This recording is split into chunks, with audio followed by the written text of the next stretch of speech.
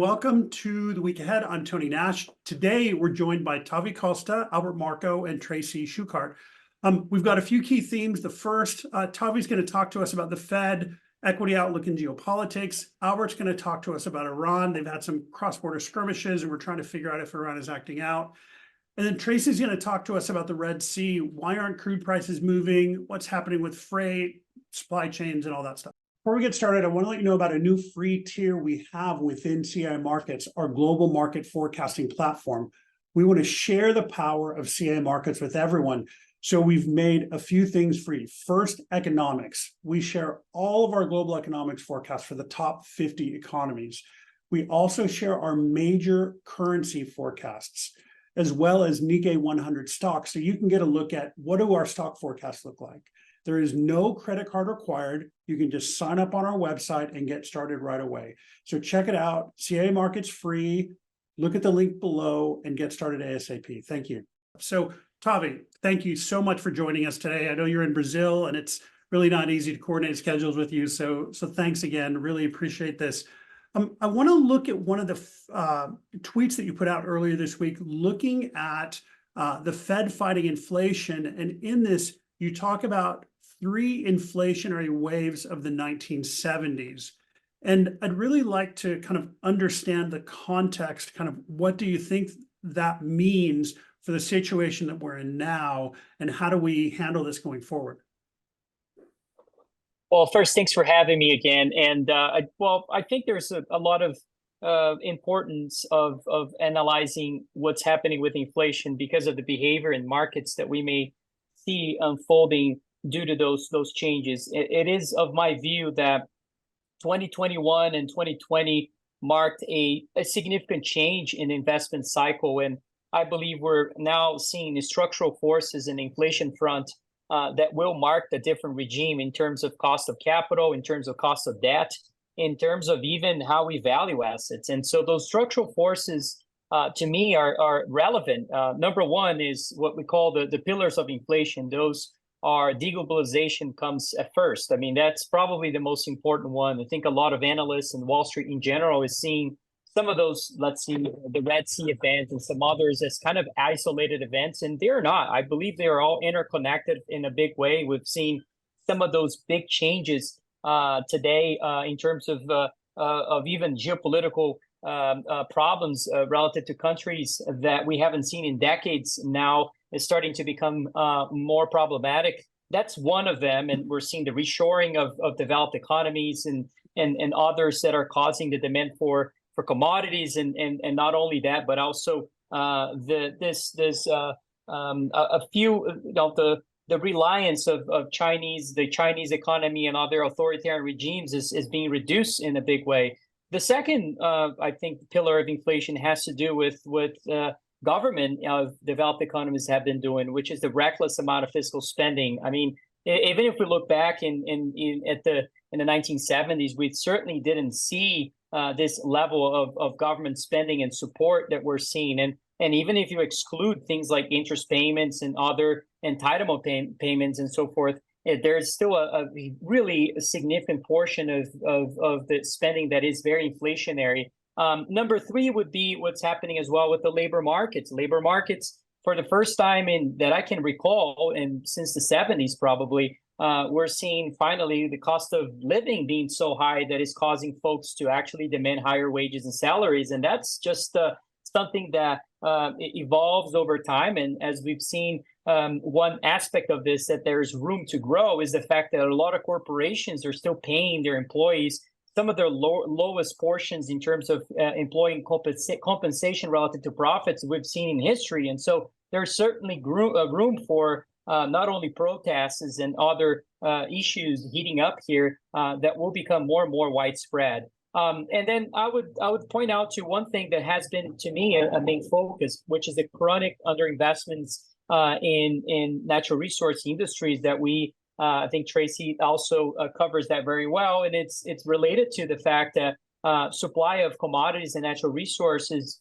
those industries have been neglected for so many years now, if not decades, and that is creating a problem with especially the corporations and management of those firms being extremely conservative and not creating new projects and new developments of mines and other projects and other resources, that is creating also the limited supply of those things moving forward. And so if you ask me, I think this is the beginning of a hard assets environment where you want to be invested in resource-rich economies and resource-rich even companies that produce those assets over time too. Okay, so there's really a lot to pull apart there, but just looking at your last bit. So first of all, you've really validated a lot of what Albert's been saying for the past couple of years and a lot of what Tracy's been saying for the past couple of years. And what I'm hearing you say is, the Fed may be saying that we've conquered inflation, but we actually haven't. There's more to come. So when you talk about investing in resource-rich economies, you recently talked about U.S. stock market valuations versus the rest of the world, especially emerging markets. So what are the factors behind the divergence in those markets? And what of those markets that are, say, underrepresented, what's appealing about those markets? Well, first of all, no, I think there are some decades. Resource businesses are usually terrible companies, and especially in the mining space and most of those companies make no money. They're very capital intensive and they're highly dilutive. They burn a lot of capital, but there are some specific decades that are very interesting to own them. And they usually are linked to inflationary decades. So if you look back in the 1910s, the 40s, and the 70s, all those 3 decades actually coincided with periods where inflation was running hotter than usual. And so, as you see the operational costs and other things rising at those periods, but the hard assets overall tend to really outperform even the cost structure, but also other assets like financial assets overall. And so that is one very important aspect. And the other thing has to do with why they have been neglected for so many years to not only, well, they're not really growth companies. And that has been one part of the market has probably attracted most of the capital we've seen in the last decades or so. Technology has been a big portion of that. And so, that has to do, and that has to do with, I think, with the cost of debt being so cheap, allowing investors to not focus in bottom lines and profitability. I think somebody, maybe David Einhorn, made a point about, we should measure how many, the frequency of analysts actually listening to earnings calls nowadays. I mean, you've probably seen there's a good chart of CFA level 2 people. The volume of those have been drastically declining. It's just another way of seeing how fundamental analysis is just over. I mean, no one really does that. And I am of the view that we're going to go back to that. I mean, we see decades that are like that, and the same will go for mining. So, why do I think those things look appealing? Because, historically, when those companies start being extremely conservative, that's the time you want to start getting exposure to it. And, there are many ways you can measure that. My favorite one is looking at aggregate capex, and you can see that across not only the overall commodity space of producers, but also specifically in different parts of the commodity industries like agricultural commodities, energy, or you can look into the mining space and even break down into the metals as well. And what you're going to find is that, overall, most of those companies have been extremely conservative. And it's just hard to believe that that's not going to drive the prices of things in general moving a lot higher. And I'll point out to one more thing that I think is very relevant. I am of the view that gold is going to make new highs, and not only that, but we'll enter a new cycle. And we can get into the reasons for that. But I've never seen a gold cycle that doesn't coincide with a commodity cycle. And so to me, that's really what it comes down to. It's just another way of betting on the idea that precious metals will enter a cycle. And if that happens, we're probably going to see other commodities follow along. Okay, let's talk about that, because I want to understand your gold thesis. Can you tell us why you think gold is going to run up?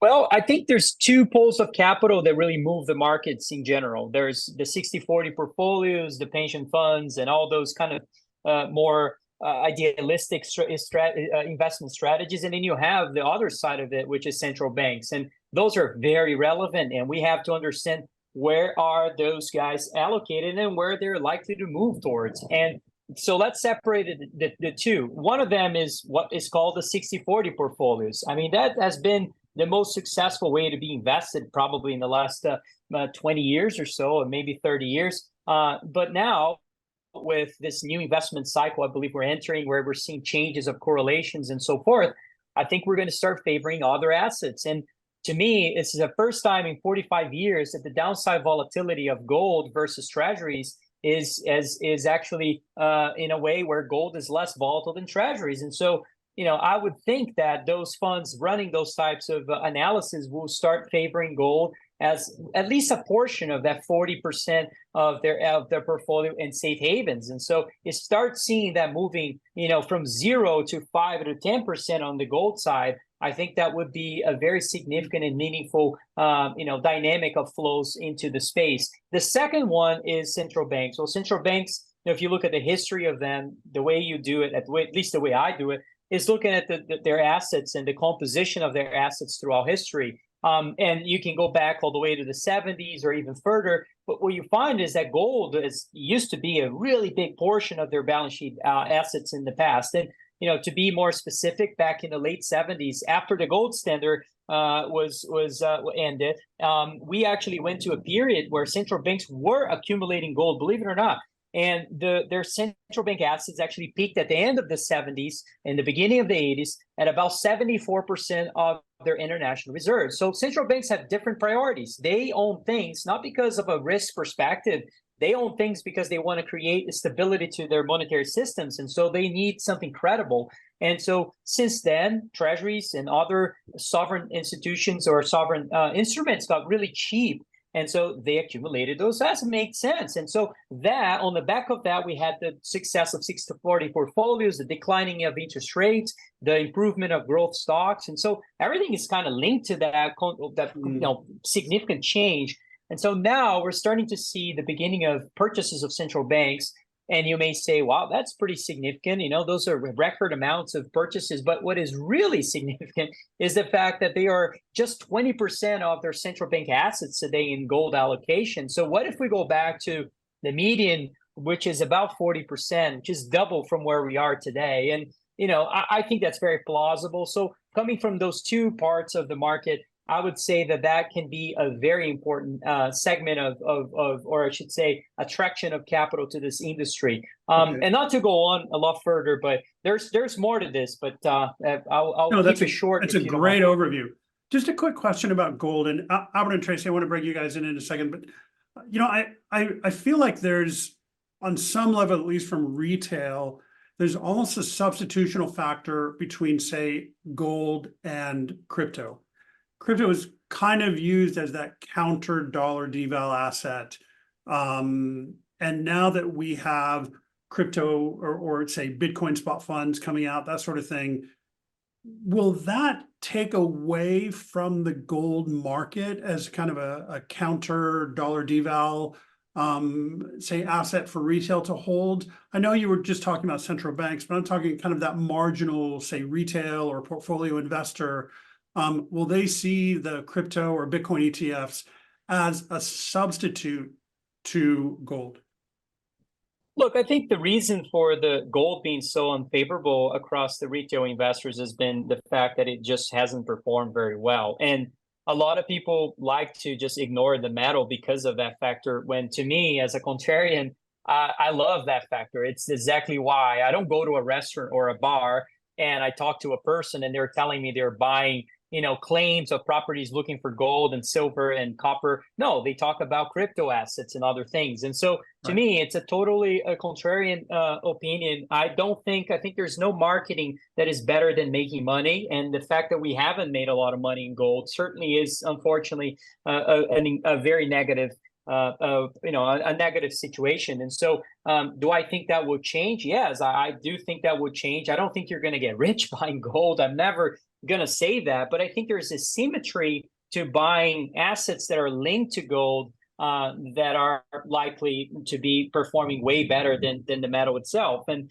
so that, to me, is what is very attractive about the space. And as we see people actually being successful and making, every gold cycle, there's a new a period of new billionaires and successful investors that emerge. And I'm trying to be one of them, and that's certainly my Right. goal. And I think there's a lot of other people creating credible vehicles that will do the same. And I think that will attract the capital to the from the retail side. But the fact that retail is not very interested to me is actually a very probably a positive factor instead. But Interesting. yeah. Tracy, you follow precious metals and miners. What's your thought on gold appreciation?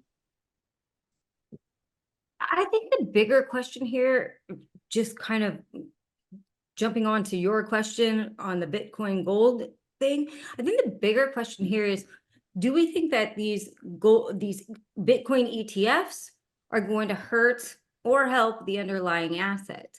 I think that's a more interesting question than does the Bitcoin trade hurt or help the gold trade, in my opinion. Right. And I guess for me, a bigger question related to central banks is CBDC and, versus gold. Is that something that offsets the underlying, value of gold? I mean, I don't know how realistic that is for, say, the Fed, but obviously it's a discussion point. And, I'm just not sure about it because I really don't know. Albert, what are your thoughts on gold? What are my thoughts on gold? If we're talking about trading it in a range between 1,700 and 2,300, I would absolutely agree, right? You should have it in your portfolio and diversify. Hoping that it goes to 3, 4, 5, 6,000 is just pure lunacy in my world, right? I've been told from Treasury secretaries that they're going to cap it at 3,000. They'll never let it go past 3,000 because it affects the U.S. dollar. So from when you're sitting there trying to fight someone like the Fed or the Treasury on especially on a commodity like gold, you're never going to win, right? But like I said, he's right. I mean, why would you not? Gold sitting there at 17, 18, 1900. Why would you not have your portfolio allocated in an asset which is clear that for whatever reason the central banks are doing, buying gold for their portfolio, they're clearly doing that. Whether as Tavi was saying, or whether I believe, because it's an arbitrage for dollars in the long run. So it doesn't matter which argument you make, they're certainly doing it. Right. So, onto the other point about investing in commodity rich countries. Absolutely. I mean, we're in a cycle where, commodities are becoming much more hard to get. The supply chain disruptions are problematic. The only concern I have is when you start investing in those countries, you really have to look at the politics behind who's leading those countries, because, some of them are left-leaning, some of them are right-leaning. The left-leaning countries tend to favor climate change and environmental policies that sometimes is contrary to mining and whatnot. So that's the only tidbit I'd throw in there with that. Yeah, that was actually my next question to Tavi, is if we look at that chart that he has on the kind of the premiums across stock markets, the market value to GDP, and more of those countries that you look on the right. My question is around geopolitical risk. How do you factor geopolitical risk into investing in these countries, not just those that have precious metal mining, but also the ones that are on the right that aren't necessarily, hit the valuations, that haven't necessarily hit the valuations that are, say, a median valuation? Well, it's an important question because the risk is not taken away of the trade at all. I mean, it's, as we know, markets will prioritize different things at different times. And right now, certainly the risk of the political side has been, I think, the largest thing that has been causing this big difference in valuations of companies. In the mining space specifically, because I can speak a little better about that one. One thing that you can see today is the fact that if you buy, let's just say, a mining project in Peru versus in Canada, you're going to pay a much higher premium in Canada for obvious reasons. But the thing is, because of ESG issues and other things, for you to put that project into production in Canada will take you 15 years, while you can do that in Peru, depending on the project, depending on the situation. You can maybe get that into production in 3 years. And so Yeah, I'm not joking. I mean, we have a project in Bolivia now that is actually going to get into production, hopefully in about 3 years. And we've been, government's been very supportive. Why? Because they know they need people to be employed. So, they want the projects to go ahead. And so, when do we start actually shifting the prioritization from markets, giving a premium to the political jurisdiction rather than maybe the speed of getting a project into production? No, I think that we're going to see some of that shift. And I personally think that that's going to be an important one because I want to own more projects that will actually get into production in this cycle, not the next one. Because buying an exploration project, you only going to get into production in 15 years from now. So why even bother? So so that to me is an important aspect. Interesting. That's really difficult to do. I commend you on that one. Especially trying to find something that's going to be productive in the next 2, 3, 4 years. That's tough. Yeah, I mean, it all depends on the idea, right? I mean, this project I'm talking about has infrastructure already ready to go. They spent over $2 billion in infrastructure and found a discovery. And the discovery now is the big discussion. Can we get this discovery into production? And so, you need permits, you need all sorts of things. You need to build some infrastructure there as well because it's 40 kilometers away.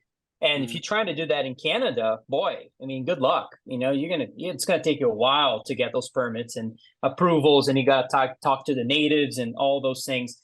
In Bolivia, you might be able to get there very much quicker. Especially if you don't have to build a lot of infrastructure. So this is a very specific case that I'm talking about, but that certainly is one to consider. There are other projects like the ones we're looking at that are in similar positions. Yeah, you have to be hyper aware of the politics on the ground in these cases, right? So I don't think we can underscore enough the importance of geopolitics, especially in the environment of higher interest rates, right? When that cost of capital rises, the downside of geopolitical risk is much more painful. So let's switch to U.S. equities for a minute.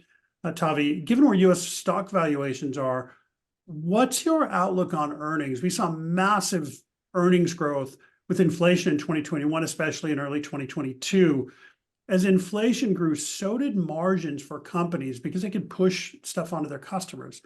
With inflation abating, where do you see earnings coming from? Are we at the point in the cycle where earnings growth comes from cost and staff cuts? Like, does that stuff become the focus? Boy, if that happens, I don't know how the population will keep moving because it's the widespread labor strikes to me are a big portion of all this. And I'm going to start actually putting out some stats on this because I don't think people are doing enough. The point of how much corporations are getting paid relative to how much the labor market's getting their share. And so that's going to change. I think that's going to create an even more inflationary problem. But to your question, I'm not of the view that we're going to see a soft landing. I've been of the view. I'm not going to say. I mean, I think most of the managers that are riding 2022 that absolutely nailed 2022 had issues in 2023, and the same guys that nailed 2023 had a terrible 2022. And so, it's who do you know that did well in 2022 and 2023? I mean, that's very rare to see because most people fall into one of the two categories. They're either inflationary or deflationary. It's sort of, and you can extrapolate those moving forward. The deflationary likes technology and some other things, and the others like value stocks and commodities and other things like that. And so, it's been I've been of the view that this profusion of macro indicators suggesting that we're going to see a recession will eventually happen. And when I say eventually, I think 6 months, 12 months is probably very plausible. I think it's going to happen. And so if I'm of the view of that, and I don't think there's a lot of big themes in a short side that look attractive. I mean, the dominance of mega cap companies, is that something that will continue? I don't think so. I highly doubt we're going to see that this entire year. I think that's going to be fading. There are issues with companies maturing debt in 2024, and they have to reissue that debt along with the government that has $8.2 trillion of debt has to be reissued. What's the resolution of all that? I know we all know the average interest rate right now is 3%. But interest rates itself is at a what? At a I don't know, interest rates are below 4. The majority of them are above 4 or 4%. So talking about that, it's going to be a big change in interest payments and margins that will get squeezed. And then you extrapolate that in corporations, it could be even worse. And so, yield curve inversions, deeply inverted, now steepening. Well, how many times have we seen that in the past? So I'm not the one who is going to bet against history. And maybe history is wrong and all these indicators are wrong. And Right. We don't even see a lending. Maybe that's, we're going to see actually a booming economy, and I'm completely off here. But, I think all of these things sound like headwinds for earnings. Like I don't, do we see a return to earnings growth, in 24, or do we see flat earnings for the next several quarters? Because I'm just not sure where that earnings growth comes from. Albert, what do you think on that? I don't know why it matters. I mean, they're using 7 stocks to pump the market in bonds. What does it matter? I mean, I agree with them to a point.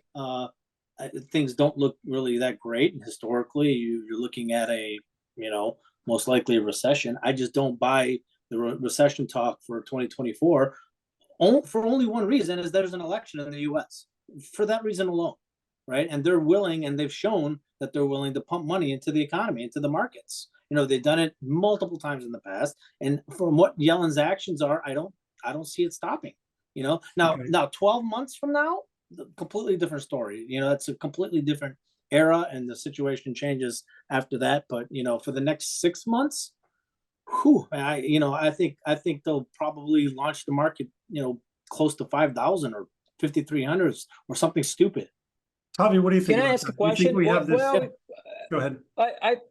I find an interesting point because, I thought about that too. I mean, this is an election year and so forth. And the Fed, to me, was a total political shift, what happened recently. I mean, I can't explain well what exactly happened when inflation is where it is right now. And anyways, and it's decelerating, and there's no point there. But the year of 2000, the year 2008 was also, both of them were peak of the market. In 08 was a very terrible market. Both were election years. I mean, how do we put so much weight on that, on the fact that it is an election year when history shows that actually there were some really brutal years. I mean, during election years. There's a key difference though. Back then, China and the Europeans were not complete zombies like they are today. They're dead right now. So all that money, all the inflow coming into the U.S. markets is helping the U.S. stock exchange. There's no question about that.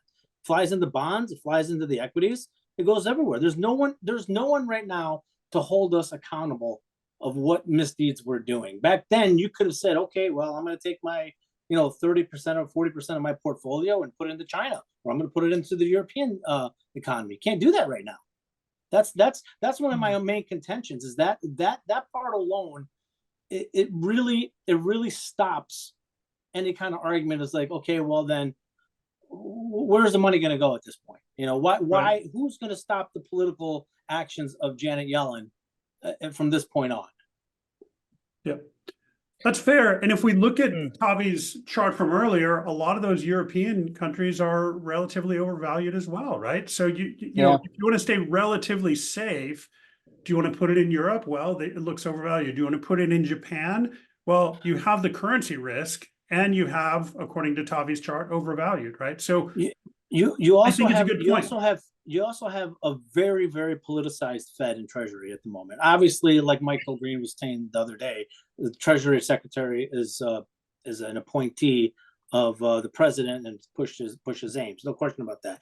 But the other thing is a lot of Fed members were ousted last year for more liberal-minded MMT in the frame of Lael Brainard's MMT type economy. Right. So this is why I think that they just don't. This is a new regime. They don't care what happens in a year. Right. They think they have full control. which I completely agree with Tavi. Historically, you've seen that doesn't really play out very well in the long run. But because of there's nowhere else for money to go, right? And they have almost full control politically at the moment. That I just can't see them allowing a recession to happen only for political optics. Sure, the data can say this and that in a few sectors and whatnot, but they manipulate the BLS, they manipulate the CPI numbers. So for me, they can do whatever they want, and they'll make some kind of chart to make it look like we're not in a recession, even though 90% of America is already in a recession as it is. Tavi, what do you think about that? Well, I think, I'm happy to be wrong on the recession call if that means that precious metals and other hard assets will do much better because the Fed and other institutions are stimulating the economy just because of elections. That's, that would be good for copper. That would be good for zinc. That would be good for a lot of things. 100%, Tavi, because, they'll lower the dollar to help the market up. If they lower the dollar, God knows what commodities are going to do. Yeah, and I think you guys are kind of saying the same thing. You're saying you don't expect a recession in 24, and you're both saying maybe in 12 months this stuff happens. And I think, at least we're in a different timing issue. Whether it's 6 months, 12 months, 18 months, that's all it is. Because we're on the same wavelength that commodities are definitely the play here. Yep. The beauty of starting the year, sorry to interrupt, but the beauty of starting the year is that you can see all these calls for 2024. And, if you think about that chart, the very first chart that you're referring to that shows the waves of inflation, that I think it's a critical chart to think about. One of the things that is overwhelmingly the consensus view right now is that inflation is over, that it will decelerate. And we're just look at the 2-year yields and what's been happening with the price cut, the rate cuts and priced in the markets right now. I mean, most of those things I think reflect maybe some sort of recession play as well. But the recession thing, the thing is the recession thing is from a sentiment standpoint, it's not as attractive as the inflation reacceleration. The inflation reacceleration to me looks much more of a play because it's there's room for that, for people to have that view, right? I mean, it's hard 100%. To find people that have the opinion. Yeah, completely agree with that. That is much more better of a play than it is to play with recession, which is way more political right now. But the secondary inflation wave absolutely is a great play right now. Tracy, what do you see there in the secondary inflation? Well, absolutely. I've been very vocal over the last month, actually starting in December, late December, that I thought this problem in the Red Sea was going to lead to a bigger disaster than everybody thought that it would. And it's played out pretty much as I predicted. And I think that right now we're not seeing these effects in the numbers yet, as far as extra fuel consumption, extra, insurance rates, extra. Let's not get into too much of Red Sea stuff now. I don't want to spoil the third section, but so you're saying Red Sea will be a driver of a secondary wave of inflation? Absolutely, and I think that it hasn't shown up at the data yet, but it will a few months down the road, and this could be a very big problem not only for the election, for the government, but also for central banks. Right. Tracy, can I ask 2 questions to you, if you don't mind, Tony? Just I think they're critical here, and it's not Red Sea related, but it's one of them is, how much do you think is sustainable, this increase of energy, or I should say oil production in the U.S. specifically? And the second question is, how much of a war premium is currently priced in oil prices today? I think Two different questions, but I'll do the easiest one first. There is no war premium priced in oil prices right now.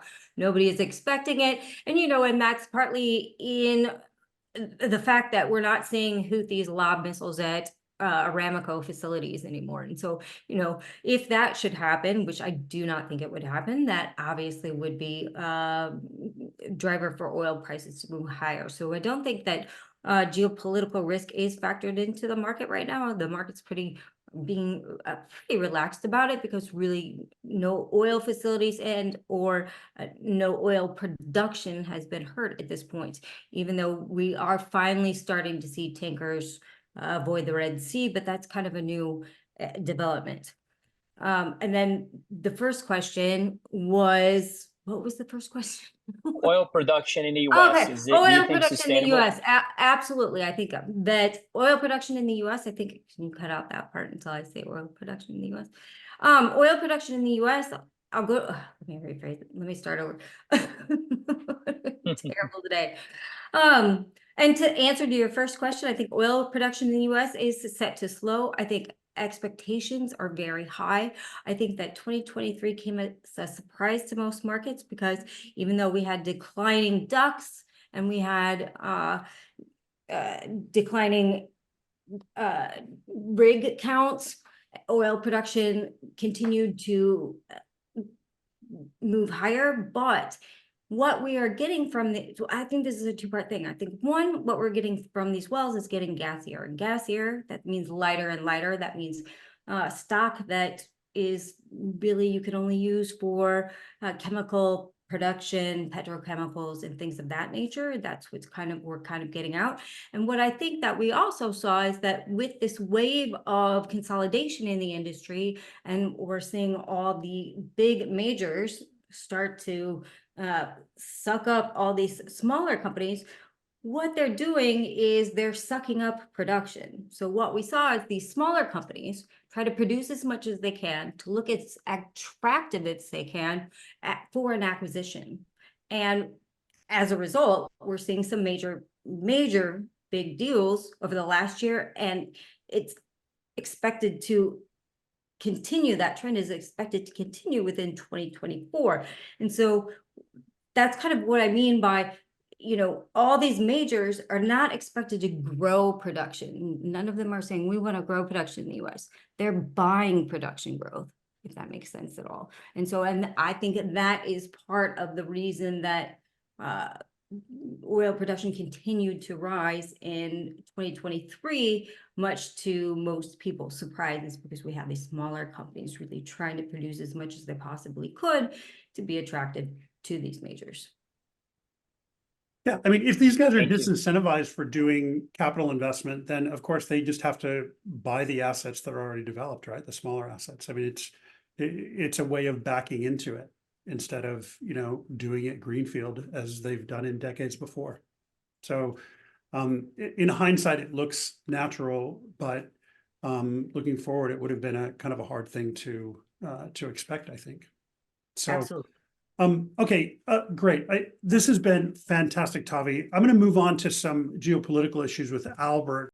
Hey, I'd like to make sure you know that you can access our AI-driven market forecasting tool called CI Markets for free. No strings attached, and it does not require any credit card information. Go to completeintel.com/markets to subscribe. CI Markets is the perfect addition to your analysis toolbox. This free account includes Nikkei stocks, major currency pairs, and global economics. Of course, we offer much more in our paid account, but this lets you experience CI Markets before making a financial commitment. CI Markets uses the power of AI to help you make better trading and investment decisions. It's absolutely free. Again, go to completeintel.com/markets to subscribe to CI Markets free. Albert, we saw on Tuesday, that Iran launched some attacks against Pakistan. Pakistan retaliated midweek. Earlier in the week, Iran launched attacks against Syria and Iraq. So what's happening here? Why is Iran suddenly acting so aggressively? And what outcome do they expect?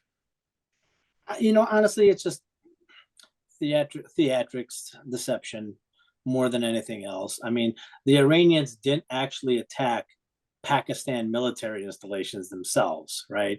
And the Pakistanis also didn't retaliate versus the IRGC directly themselves. They just threw some, lobbed some missiles back and forth at some proxy militant organizations. Nothing more. This is nothing more than hyping up the whole Houthi Red Sea issue to probably drive up oil prices at the moment. There's no threat of expanding regional war with the Pakistanis and the Iranians, which is absolutely absurd since both of them are within the sphere of influence of Moscow. So, I mean, it's Beijing, not going right? anywhere. What's that? And Beijing. Yeah, and Beijing, Beijing. to a lesser degree, though. I mean, Beijing's a trade partner, whereas the Soviets actually supply them with defense equipment and whatnot, right? And advisors, and it's a different dynamic. I would I would associate more influence on Moscow than I would in Beijing in this part of the world. So yeah, I don't see much of anything coming of this. Just Okay. you know, So Iran is kind of portrayed as kind of this puppet master in the Middle East of the Houthis and of Syria and other places. Are they really, or well, yeah, they are. I mean, they supply arms, weapons, narcotics, trade through multiple areas of the world through the Middle East, and they fund a lot of the proxies and operations out of there. There's no question that they're definitely a player. Most of this is just testing the United States' resolve, the West's resolve in the region, and to say, hey, we're here. To show the entire Muslim world, hey, we're here. Don't discount us. We're not nobodies. And so, but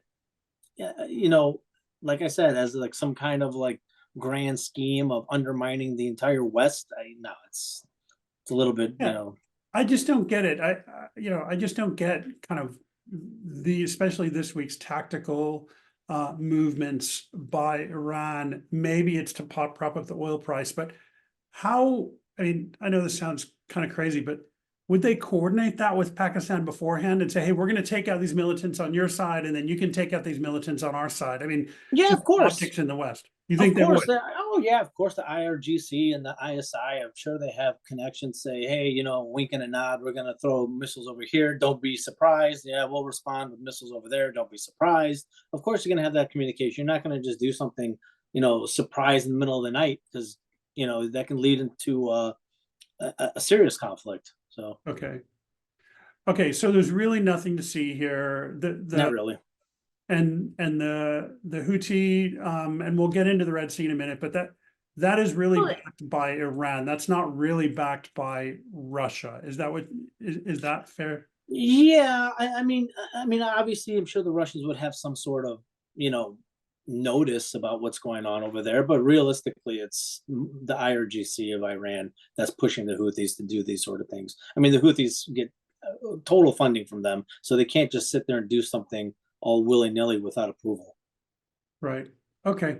Interesting.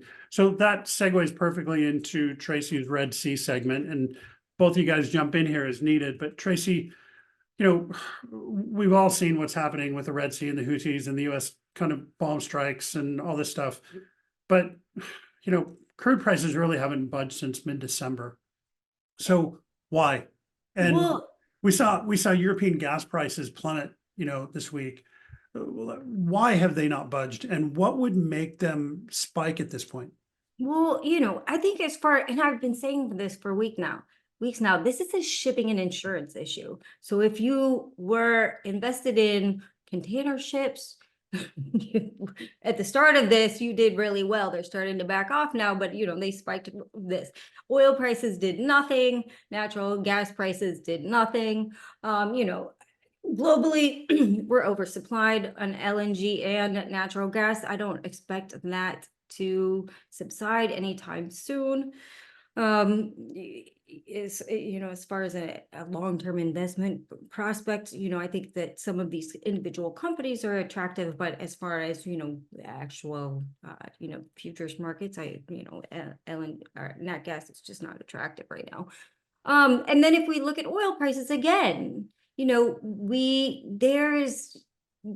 Houthis aren't lobbing missiles again at Aramco facilities as they once did that spiked oil price at $7 in a day, right? So they're largely, and tankers have, until the last week or so, have been largely unaffected and have been able to traverse the Red Sea with no problem at all. And you have to understand, because Iran has ships traversing the Red Sea in oil products as well. The Saudis are staying out of this for the most part. They're not getting involved, which means there's not that tension between the Houthis and Saudis right now. And the Emiratis, right? And that, and the Emiratis. So there's not that threat that they're going to be lobbing missiles at each other's oil facilities. And so I think that's why, oil's been largely ignoring this right now, because there really hasn't been a direct threat at this point. Yeah, it's really notable to me that the Saudis and the Emiratis have been really quiet on this. Yeah. I think it's really fascinating, especially given that the Saudis and the Emiratis were involved in Yemen for so long. For over a decade. Right. And I'm just, I mean, there's a story because there's not a story there. There's just something Right. going on, right? No, I And so- agree. Absolutely. Yeah, this is what we've been saying, Tony. It's like listen, I'll be the first one to throw up the flags, the red flags, and say, hey, there's a real conflict happening right now. But Right. I mean, the Saudis just completely dismissed it, right? They don't want to get involved. The U.S. is gonna, I mean, they had to act because of the shipping lanes and whatnot, but nobody else is really taking this seriously. Listen, if this was a serious problem, oil would be at $95 right now, without question. Right. And because the market hasn't moved on it, I don't think anybody's taking this seriously. Well, you're not even seeing Brent or Dubai or any of those grades spike up. No, nothing. Consumed in Europe, right? So, Nothing. you know, no action in WTI, that's not a surprise, but you're not seeing spikes in Brent or any of the Dubai grades or anything like that. I mean, it just doesn't really make that much sense to me, given the geopolitical aspects. Now, do you I feel believe- like, can I just say, I think there's. Absolutely, yeah. I think there's probably some backdoor deal where, the IRGC, Saudi Arabia, basically they said, you know what, we're not going to hurt your tankers. Don't worry about it. Everything's going to be okay. I think there's some political backdoor deals, and why perhaps we've seen the Saudis and the Emiratis kind of quiet about it, because I'm sure that there was a lot discussed regarding oil when this first happened, and why it's been mostly container ships. Again, I said up until this last week. Yeah, well, we did see that trip. I think it was the Iranian foreign minister to Riyadh about 3 or 4 weeks ago. Right. So is a backdoor deal plausible? Yeah, it's plausible. It's definitely something that could be in the works or having been agreed already. Tracy, you mentioned insurers, and we saw insurers adjust Red Sea rates weeks ago. We're now seeing exclusions for US and UK vessels. What does that mean? Well, obviously that's not good. They don't want to touch US, UK vessels or anything that's going to Israel. That's also going to be a very big problem for Israel, which is massively importing country. They don't produce much, except for some agricultural goods and some nat gas, but And a lot of software. and cybersecurity. Right. Security stuff. But so, that's going to be a huge problem for Israel as far as getting goods to their country. And it's, it's a very concerning problem for the US and the UK, which keep poking the bear at this situation. Right. And so we're, I think that it just doesn't look good. It's not going to necessarily hurt the US because they can avoid the Red Sea. Merchant ships can avoid the Red Sea. That's not really a problem. Just kind of looks bad, and it will be a problem for Israel getting goods to their country. Sure. Okay. So we're also seeing air freight companies talking about goods potentially rerouting via air to avoid the Red Sea. And you tweeted about this earlier this week. So is that a real possibility or likelihood, or is that just airline CEOs kind of pitching their business? Well, this was a DHL. That was a DHL, right? A thing, and really, I think that's they were really talking about their container ships. But I think that I think it's, if I were to speculate, depending on how long this lasts and how much insurance rates go up and how long these and how big these shortages actually get on container shipping rates, I think you're going to see air cargo do extremely well, because you're going to start diverting what would be on sea onto air eventually. But that, again, we're not at that point yet, but it's something to be looking forward to as this kind of drags on. We saw Maersk come out this week and said, this is going to be months instead of weeks. And so the longer this drags on, the higher the wait times, the more container shortages you're going to see, which we're particularly seeing in Asia right now, which is bad news for China. Then, I would kind of start looking at air cargo. So this plays really well into Tavi's chart about the three waves of inflation, right? So Tavi, we've got geopolitical risk, we have potential supply chain risk, and other things. So how do events like this kind of accelerate the kind of worldview that you have around those three waves of inflation? Well, I think the three waves of inflation is really predicated, again, it's, figuring out, or at least trying to identify, are these forces, there's always forces in the deflationary and inflationary side. And are they cyclical or structural? I would argue that they are certainly not what we saw in the 70s and not what we saw in the 40s. But majority of people, when I show that chart, they immediately say, well, this is not like the 1970s. And when you look back in the 30s and 40s, we did see inflation developing through waves. In fact, I just haven't showed these charts, but if you go to other economies, Germany, France, and Argentina, Turkey, and you look at their inflationary problems, they also develop through waves. And it's just mathematical how things work. Things get really heat up, and then on a year-over-year basis, they decelerate. It doesn't mean prices necessarily are contracting. They're just decelerating the growth. And then you bottom at a certain level, and you're starting to see some signs of that. I still think CPI may fall a little more, and I think it's a total lagging indicator. You may see that what's the best way of trading this sort of, in my view, this overall potential for too much sentiment of further deceleration of inflation and the problem is over. Well, it's the fact that if you look at the commodity price of the equal weighted commodity prices, they've been on a range, trading on a range for about 18 months, and they haven't done much, right? They've been, basically they also haven't, done really bad either. They've been kind of going sideways for a while. And so what do I think it's going to happen? Yeah, I think we're going to retest the levels that we saw during that Russian invasion problem, and probably going to go much higher than that at some point. And that's what creates the second wave of inflation. So, looking at the housing market is probably a huge factor here. I think there's a reason why Warren Buffett owns home builders. I don't blame him. I mean, I think there's a total issue with housing inventories.